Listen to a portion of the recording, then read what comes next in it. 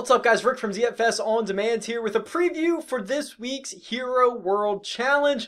A very unique week where only 18 players are in the field. We're getting 4 guaranteed rounds at a resort course in the Bahamas. But before we get into that, a couple of notes.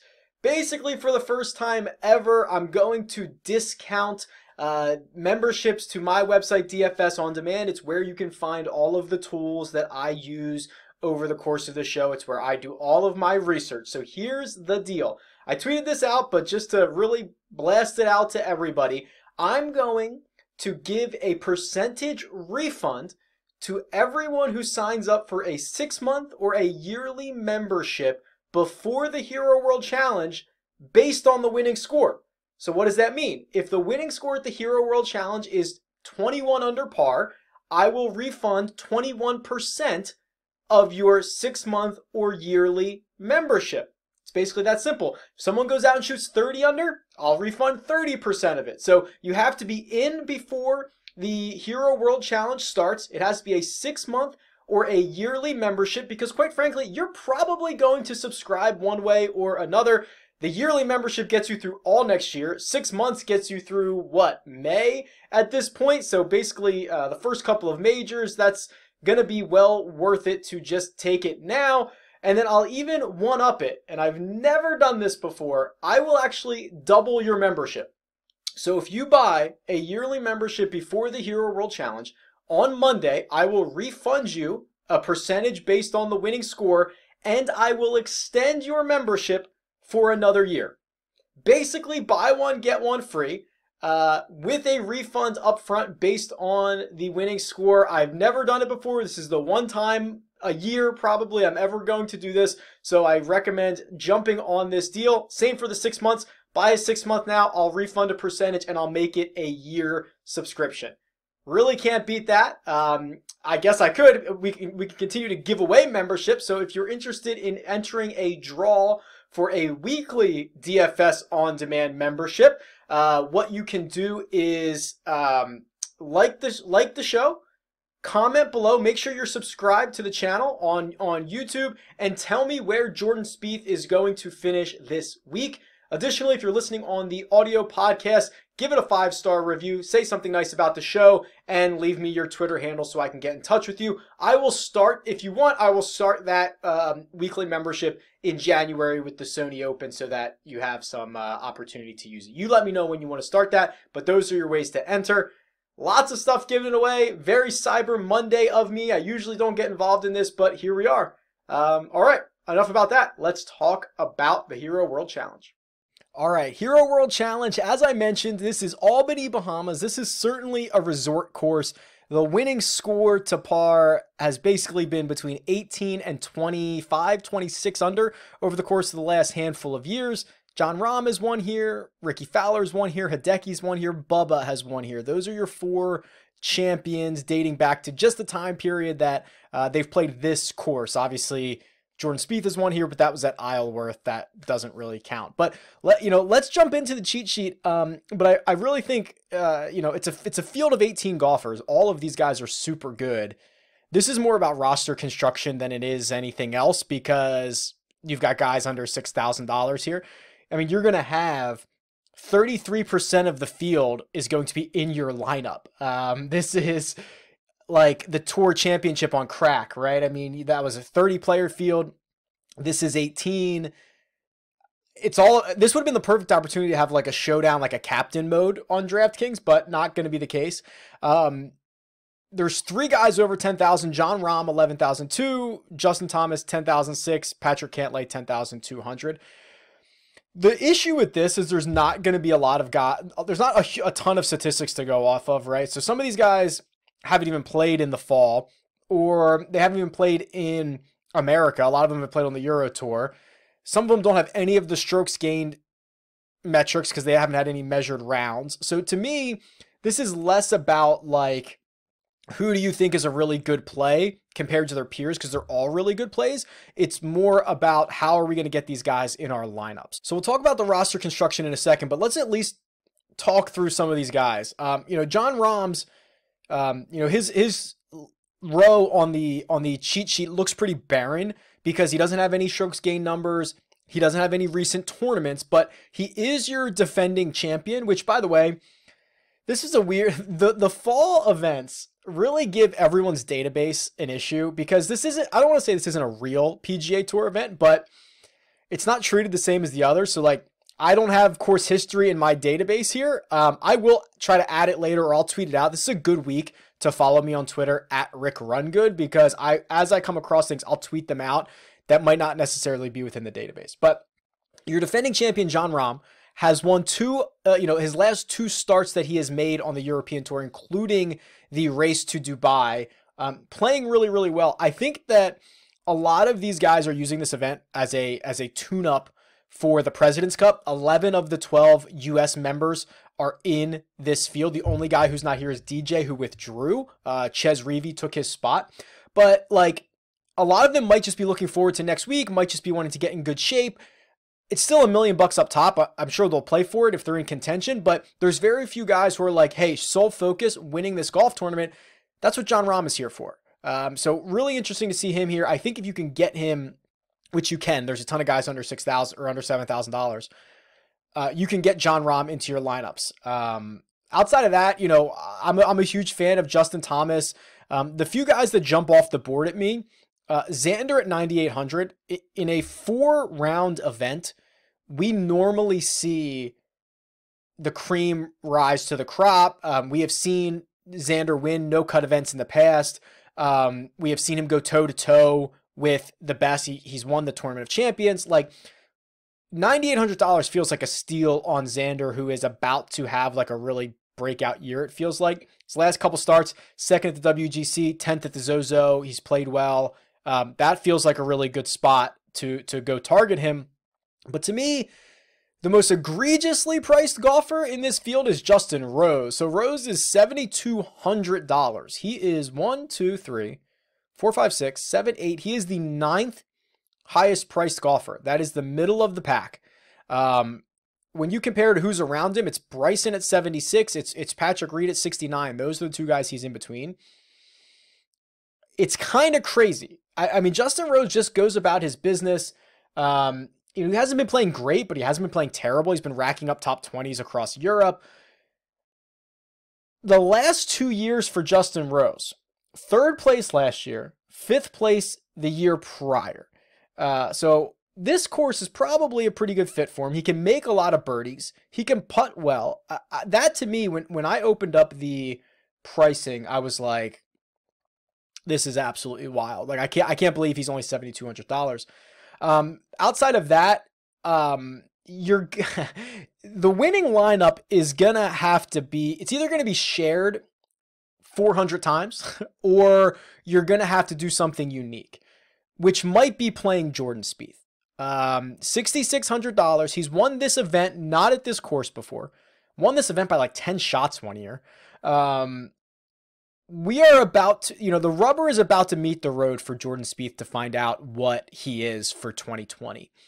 And if he's been grinding, would not surprise me to see him care about this event more than like anybody in the field, because he really needs to start getting right. So Spieth is interesting at 6,600. I think that he might be overlooked quite a bit, to be quite frank. And the good thing about Spieth, I don't play a lot of him because he's been terrible and his price has been way too high over the course of the last handful, 6 months even.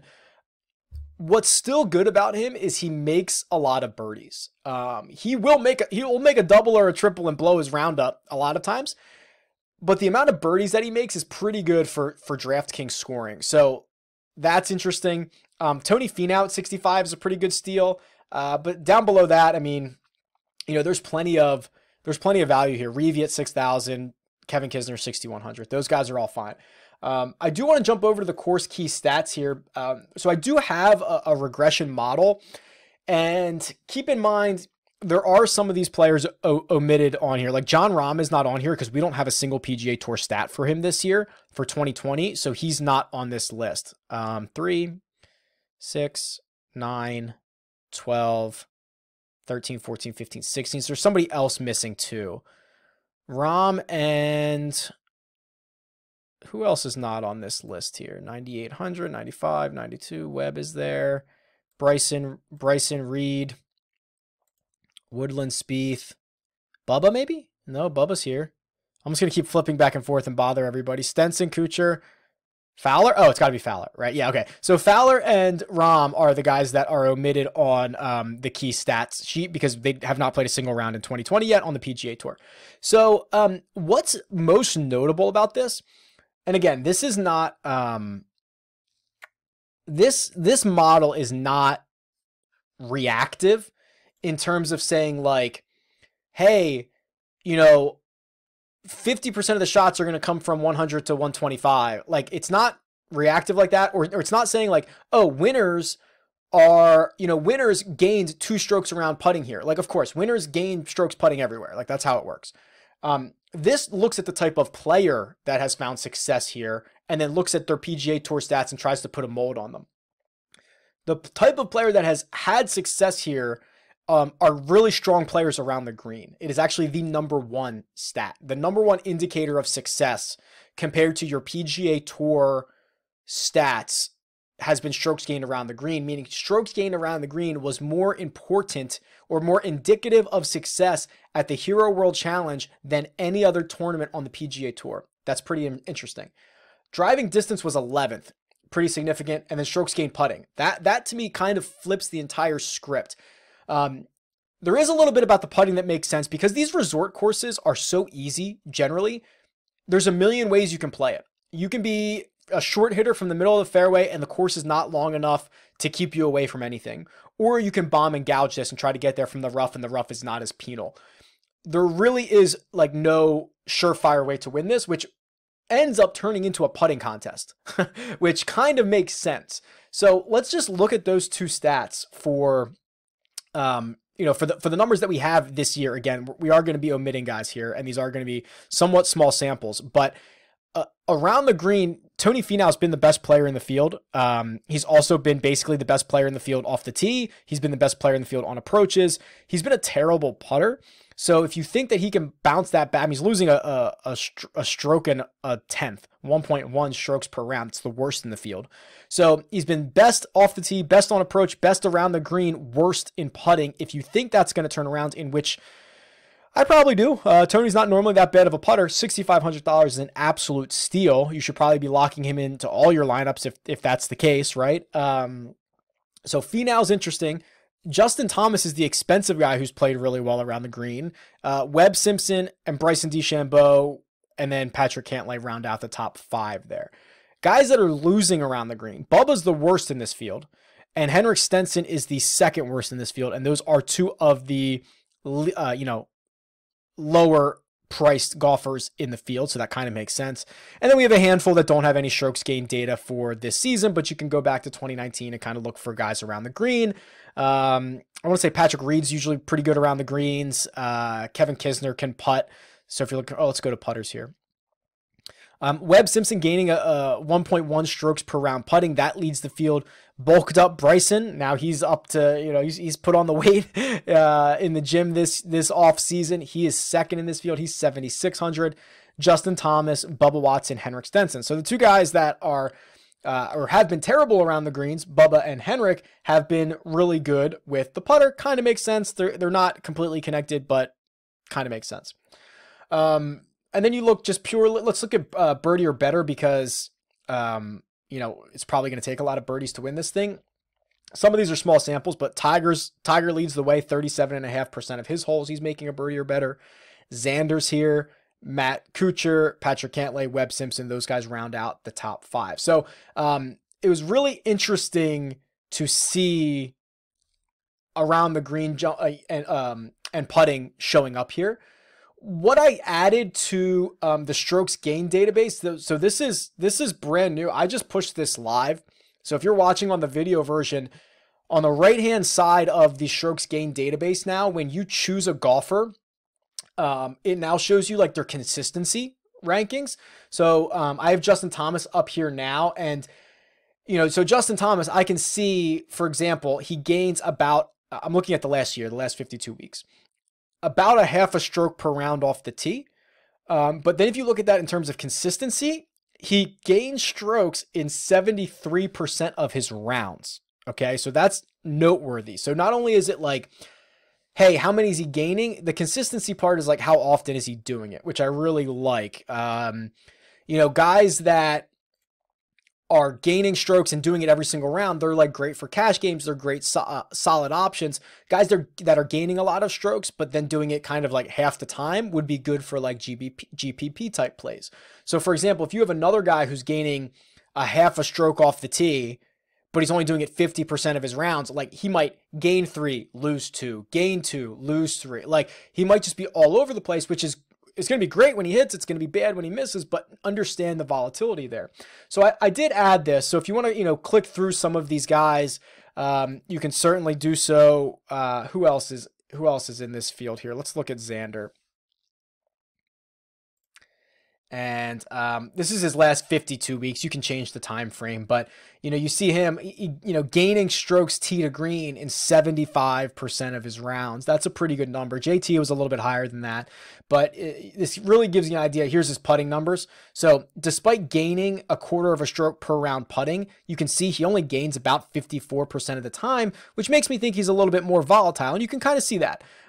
Gaining a stroke and a half here at the World Golf Championships, losing a stroke and a half here a couple days later at the BMW, gain 4, lose 2, a little bit more volatile on the putting greens, making his upside, a little bit more interesting. So Xander might be a pretty decent GPP play, guy who has a lot of upside. So let's just kind of go back and round this out a little bit and look at the cheat sheet, because as I mentioned, I think this is a lot of roster construction this week. A couple of ways to be different. Leave money on the table here. I don't think you have to leave much. Even leaving like 49,500 probably makes you pretty unique. I was going through this. It's different in full field events, but like 85% of the lineups use 50,000, 49,900, or 49,800. If you use anything less than that, you inherently have a much larger chance of having a unique lineup. In a field of 18, you're probably going to have the winner, like 3 other guys in the top 5, everybody in the top 10. Like it's going to have to be a pretty unbelievable lineup.